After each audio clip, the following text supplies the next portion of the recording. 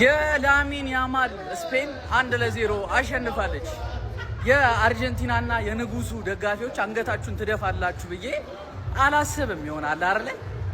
ቅንጦት ነው እኮ እኛ እኮ እዚህ ጋር እግራችንን ሰቅለን ቅንጦት ነው። እናቴን የምሬ ነው የምላችሁ። አንገታችሁን ደፍታችሁ ማለት ነው እንዳታሳፍሩት፣ እግዚአብሔርን ንጉሱን እንዳታሳፍሩት። ምንም አንገት የሚያስደፋ ነገር የለም። አባቴ በ39 ዓመቱ ለፋይናል ሀገሩን ተሸክሞ አደረሰ። ገብቷላ?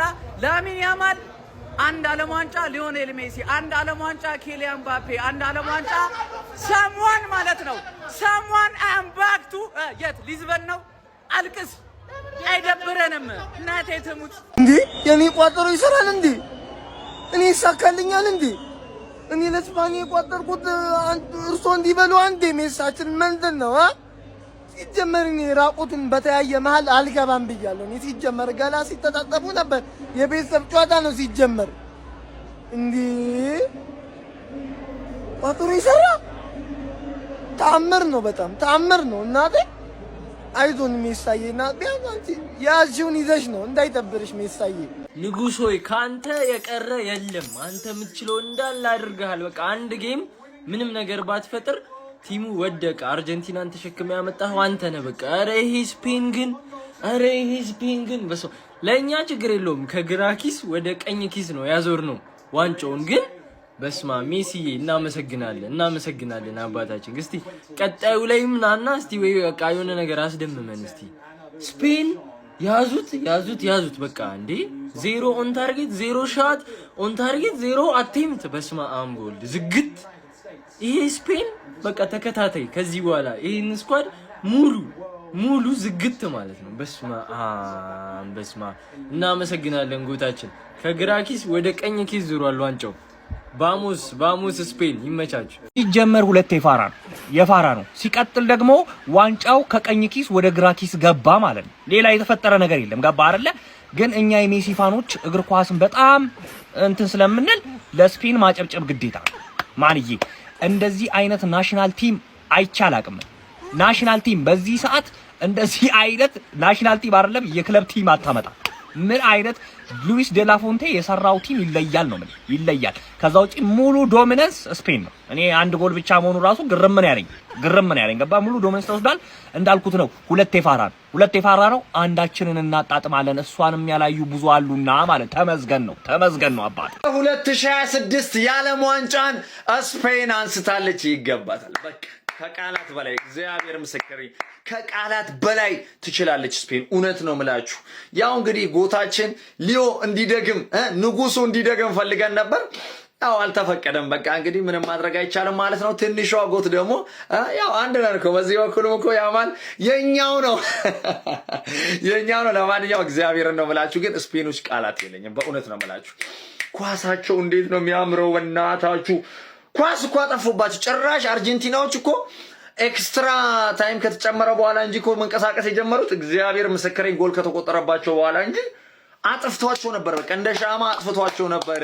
አረ በስመ አብ። እናም ትንሿ ያማል እንግዲህ አንስታለች ማለት ነው። ትንሿ ሜሲ ማለት እናም እንግዲህ ለሮድሪ ኦልሞ በቃ ለሁሉም እግዚአብሔርን እጅግ በጣም የሚገርም ጨዋታ ነበር በስፔን በኩል የተመለከትነው። ያው እንዳያችሁት ከቀይ ካርዱ በኋላ በፊትም ሲጀመር አርጀንቲናዎች ልክ አይደሉም ማለት ይቻላል። ስፔን በኳስ ቁጥጥር ቅድም እንዳልኳችሁ ጌሙን አጥፍታባቸው ነበር ማለት ይቻላል። ቃላት የለኝም ለአሰልጣኙ። ትልቅ ክብር ለአሰልጣኙ፣ ለስፔኑ አሰልጣኝ ትልቅ ክብር። እናም እንግዲህ የ2026 የዓለም ዋንጫን ስፔን አሸንፋለች ማለት ነው፣ አንስታለች ማለት ነው። ይመቻችሁ። እኔ የክርስቲያኖ ሮናልዶ ደጋፊ ነኝ። ሜሲ ግን እግዚአብሔር ነው ብላችሁ የዓለማችን ምርጡ ተጫዋች ነው። ያ ማለት ግን ማለት ነው 4 የዘረፍከውን ባላንዶር 1 የዘረፍከውን ዓለም ዋንጫ አረሳለህም። የዲማሪያን ዋየርለስ ፔናልቲ አረሳለህም 2022 ማለት ነው። ገብቷል አይደለ? ኢኔስታን ጠይቀው ዓለም ዋንጫ እንዴት እንደሚበላ። ይሄ ስፔን ነው። አትሸውደኝም። ዛሬ አትዘርፈኝም። ያራዳልች ያንን ጎል ሽረ ነበረ። ያንን ጎል ሽረ ልትበላ ነበረ ዛሬ ግን አልሆነም። ስፔን ባለ ድል ስለሚገባቸው ሌባ ሁላ መበታተኛውና ሊቀሊቃውንት የእግር ኳስ ንጉስ ሊዮኔል አንድሬስ ሜሲ ከአፍሪካ ሀገር ጀምሮ ሲያስደግፋቸው ከቆዩ በኋላ በመጨረሻም ጎታቸውን ዲስሪስፔክት ያደረገው ላሚን ያማልን ቆመው እንዲያጨበጭቡ ካደረገ በኋላ ዋንጫውን ቦይ ባርሳ ለላማሲያ ፍሬዎች አሳልፎ ሰጥቷል ማለት ነው። ቫሞስ ቫሞስ ቫሞስ ቫሞስ እስፓኛ። በዚህ አስተካክል ያለ ነገር ስነግራችሁ አንዳንድ ህፃናቶች ከአንዳንድ ሰዎች በተሻለ የዓለም ዋንጫን በጀመሩበት አመት የዓለም ዋንጫን ከፍ አድርገው መሳም ታድለዋል። እናመሰግናለን። ቫሞስ እስፓኛ። ይኸውላችሁ ጋይስ እኔ በዚህ መልኩ መቋጨቱ የእውነት ደብሮኛል። እውነቱን ለመናገር ደብሮኛል። አይ ነው ሜሲ ላይ ምንም የሚጨምረው የሚቀንሰው ምንም ነገር እንደሌለ ከዚህ በኋላ በቃ ይገባው ነበር የምለው ነገር የለም። ሁሉንም በቃ ጨርሷል ነው ማለት። ነገር ግን እኔ አሁን ምን እንደሚያሳዝኝ ታውቃላችሁ? ባላንዶሩማ ወይኔ ባላንዶሩ ነው የሚያበሳጨኝ። 9ኛ ባላንዶሪን እበላለሁ ብዬ አሰብሰፌ አይ ፌራን ቶሬስ ሲጀመር ማለት ነው ይሄ ሸፋፋ የሆነ ሰውዬ እኔ እኮ አውቃለሁ። ባላውቅህ እኮ ችግር የለውም። ስፔን እኮ እኔ ደስ አይለኝም። ከዚህ በኋላ ጠላቴ ናችሁ እድሜ ልኬን ማለት ነው። እድሜ ልኬን አልደግፋችሁም። መቼም ነው የማልደግፋችሁ። ባርሳን እደግፋለሁ፣ ስፔን አላውቅህም። ጠላቴ ነህ ነው የምልህ። 9ኛ ባላንዶሪን ልበላ አንተ እንደዚህ ትመቀኛለህ። አሁን ስለሱ ላወራ አይደለም ጋይስ። ይኸውላችሁ እኔ ብበሳጭም ያን ያህል አይደለም። ምክንያቱም ምንም የቀረኝ ነገር የለም ብያለሁ። ገብቷል? እያንዳንዱን ነገር አሳክቻለሁ። ምንም የቀረኝ የምለው ነገር የለም። ነገር ግን ባላንዶሩ ኤኒዌይስ ማለት ነው። አሁን የምፈልጋችሁ ሰዎች ደግሞ ፊፋ ግዞት ነበር ስክሪፕትድ የሆነ የዓለም ዋንጫ ነው 2026 ውስጥ ትሉ የነበራችሁ ኑ ፈልጋችኋለሁ። ኑ የት አባታችሁ ነው ያላችሁት? ስፔን በልቷልሽ ማን? ስለዚህ ተወጣና ማለት ነው ስፔን ይህንን የ2026 የዓለም ዋንጫ ሪግድ ሆኗል። እኔ እኮ ነግሬያችኋለሁ። አርጀንቲና ዋንጫውን ካልበላችሁ ጽድት ያለ የዓለም ዋንጫ ነው። አርጀንቲና ዋንጫውን ከበላችሁ ሪግድ የሆነ የዓለም ዋንጫ ነው። ካላስ በቃ እንኳን ደስ አላችሁ። እንኳን ደስ አላችሁ። ኤኒዌይስ ማለት ነው ይመቻችሁ። እኔ ምን እንደምላችሁ አላውቅም። በቃ ኖርማል ነው። ገብቷችኋል አይደል? በጣም ብዙ ነገር አተናል ከዚህ ጨዋታ። ሮሜሮ ሊቻ ስለ ዳኙ አላወራም። ተውት፣ እኛ እናላቃቅስም። ገብቷችኋል አይደል? በልተናል፣ የበላን ሰዎች ነው። ግን መብላት ነበረብን። ገብቷል። ያ ማን ነው የበላው? አሁንም አንፋታችሁ እንመጣለን። ግን እኔ የምር ደብሮኛል። እስቲ ሐሳብና አስተያየታችሁን ኮሜንት ላይ ያስቀምጣችሁ። ግን ኖርማል ነው። ፈታ በሉ እንዴ።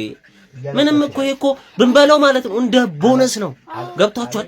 እንደ ቦነስ ነው። ኖርማል ነው። መድኃኒዓለም እንዴ ምን ሆናችሁ? ፈታ በሉ። ባናውጣው ስፔን የዓለም ሻምፒዮን ሆናለች። ዋው! በሮድሪ የሚመራው ስፔን የዓለም ዋንጫውን አንስቷል። እንኳን ደስ አላችሁ፣ እንኳን ደስ አለን። በጣም የሚገርም በጣም ዶሚኔት ነበር ያደረጉት። ይገባቸዋል። ግን ካልጠበቅኩት ሰው ከፌራን ቶሬስ ነበረ ዋንጫውን የበሉት። በጣም የሚገርም ነበረ። እንኳን ደስ አላችሁ፣ ይመቻችሁ። ስፔን ሮድሪያችን ሙሉ ሁሉን ነገር እዚህ እግር ኳስ ላይ ማሳከት ያለበትን በሙሉ አሳክቷል። በጣም ደስ ብሎኛል ለሱ ማለት ነው። የምሬ ነው። በጣም ነው ደስ ያለኝ ለሮድሪ ማለት ነው። ለማንኛውም ሜሲ አልተሳካም። ያው አሪፍ ዓለም ዋንጫ አሳልፏል፣ ግን ያው አልሆነም ማለት ነው። ግን ስፔን ይገባታል። በጣም ጽድት አድርጋ ነው የበለጠቻቸው። ካሞን ስፔን ቫሞስ፣ ይመቻቸው። ለሜሲ ብለን ነው እንጂ ጽድት ያለው ቡድን ያሸነፈው። እግር ኳስ ፍትህ አግኝታለች።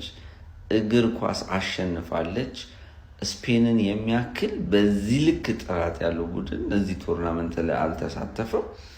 ሲከላከሉ እኔ ዴላፊዮንት እናቴን በጣም እጅግ የተለየ አሰልጣኝ ነውና ማለት በዚህ እኔ ሁሌ አርቴታ ውብ አከላከላለሁ ብዬ አስብ ነበር፣ ግን የዚህ ደግሞ ይለያል። የዚህ ሲከላከል ኳሱን ይዞት እያማረ እየወደዳችሁት ጭራሽ መከላከል ራሱ አይመስላችሁ የሚከላከለውና ነገሩ ፔፕም የሚለው የክራይፍ አብዮት ላይ ያሉ ብዙ ነገሮች ተካተውበት እንደ ክለብ ሲያጫውታቸው ነበር።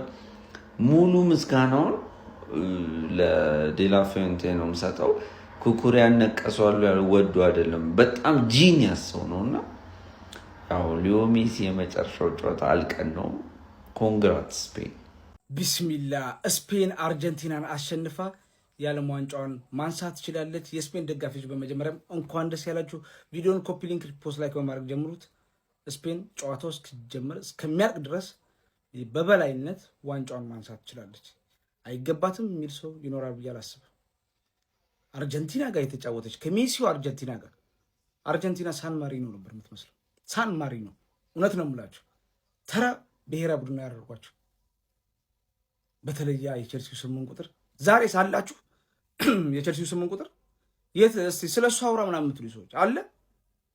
ለዚህ ነው ጥራት ልጅየው እድለኛ ነው እዚህ ብሔራዊ ቡድን ውስጥ በመጫወቱ ከሜሲ ጋር ከዓለማችን ምርጡ ተጫዋች ጋር በመጫወቱ እድለኛ ነው።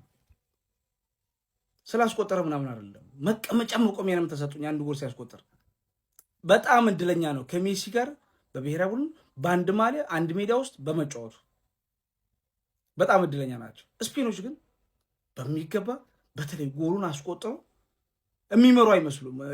በቃ እየተመሩ ነው የሚመስሉት ኳሱን ሲቆጣጠሩት። ሜሲ ብቻውን ምንም ማድረግ አይችልም። ዛሬ በእርግጥ እኔ 30 ደቂቃ ሲጨመር ሊቀይሩ ይገባል ብዬ ነው ማስበው። ዛሬ ታግላፊኮ እሱ ነው በቃ ምርጥ የነበረውና በረኛ ትንሽ ፋጡማ ይሄ መዲና ተቀይሮ ሲገባ አሪፍ ነበር፣ ግን ካቅማቸው በላይ ነበር። የስፔን አሰልጣኙም ተጫዋቹም ይገባቸዋል፣ በጣም ይችላሉ። በድጋሚ የስፔን ደጋፊዎች እንኳን ደስ ያላችሁ። እስቲ በፍጻሜው ላይ የተሰማችሁን ኮሜንት ላይ አስቀምጡ። ቪዲዮ ከተመቻችሁ ኮፒ ሊንክ፣ ሪፖስት፣ ላይክ ማድረግ እንዳይረሳ። ቴንክ ዩ። እንደ ኮራ ሞተ እንደ ተጀነነ ዋንጫ ብላ ሲሉት ቀይ እየለመናሉ ለኤንዞ ፈርናንዴዝ ነው። ያራዳ ልጆቼ ምንድነው በዚህ ይሄን መሰለ ፋይናል ጨዋታ ላይ እንደዚህ አይነት ስህተት መሳሳት? ለማንኛውም ማለት ነው ስፔን ያው የሚገባትን ነው የወሰደችው ብዬ አስባለሁኝ። 90 ደቂቃ ታግላ ነበረ። በመጨረሻም እንግዲህ ተሳክቶላት አስቆጥራ ማለት ነው። በተጨማሪ ደቂቃ ያራዳ ልጆች ማለት ነው እንግዲህ 26ን የዓለም ዋንጫ ከአርጀንቲና ወስዳለች ማለት ነው። እንግዲህ ሌላኛው ኢኔሽታ እንግዲህ ፈራን ቶሬዝ ሆኗል ማለት ነው። ያራዳ ልጆች እስቲ እናንተን ሀሳብ አስተያየት እየሰጣችሁበት እና እንዲሁም በደንብ ሼር ኮፕሊንክ ይደረግ። ቪዲዮ እየወጣ አይደለም 500 400 ቪዲዮ እየታየ ያለው በደንብ ሼር ኮፕሊንክ ይደረግ። ያራዳ ልጆች ይመቻችሁ። ስለሚቻል ነው የምልህ ብራዘር፣ ስለሚቻል በመድኃኒዓለም የስፔን ብሔራዊ ቡድን እግር ኳስን ነፃ ወጣት፣ እግር ኳስን ነው ነፃ ወጣት ማለት ነው። ይሄ በዳኛና ያለምንም ችሎታ እዚህ የደረሰ ብሔራዊ ቡድን ማለት ነው።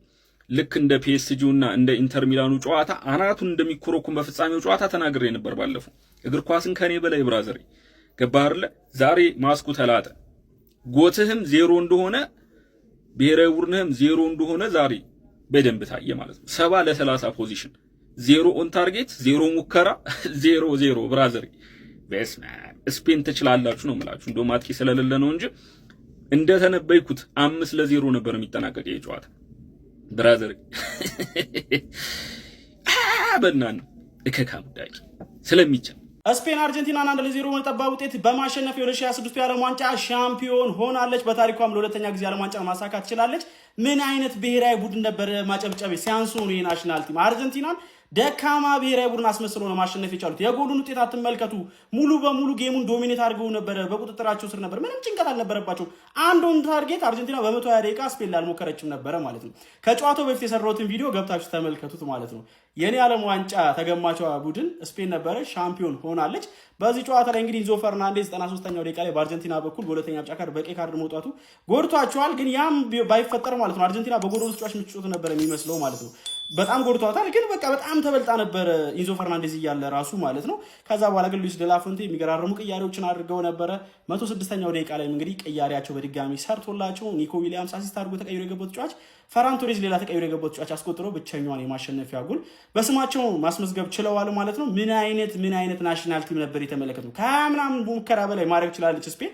በአርጀንቲና በኩል ምርጡ ተጫዋች ኢሚ ማርቲኔዝ ነው ያለምንም ጥያቄ ማለት ነው። ሜሲ እንኳን እንደ ሜሲነቱ በጨዋታው ላይ እንደልቡ መንቀሳቀስ አልቻለም ነበር። ሙሉ በሙሉ ኳሱን ዶሚኔት አድርገው ነበር። ጌሙን ኮንትሮል ያደረገችበት መንገድ በጣም የሚደንቅ ነበር። በቃ አርጀንቲና ደካማ ብሔራዊ ቡድን ያስመሰለቻት። እኔ አንድ ናሽናል ቲም በዓለም ዋንጫ ፍጻሜ በዚህ ልክ ደካማ ፐርፎርማንስ ያሳይ የተመለከትኩትም አይመስለኝም እኔ በግሌ ማለት ነው። አንዱን ታርጌት አልሞከረችም። ኢቭን ኦን ታርጌት ሙከራዎቿ እንኳን 2 ናቸው ምናምን ነው ኦፍ ታርጌት የሞከረችው ማለት ነውና ይሄ የስፔን ብሔራዊ ቡድን ይለያል ነው የምላችሁ። ለማንኛውም እናንተ ስለዚህ ናሽናል ቲም እንጥላላችሁ ሀሳባችሁን አጋሩኝ። የፕላስ ምልክት መጫን እንዳትረሱ።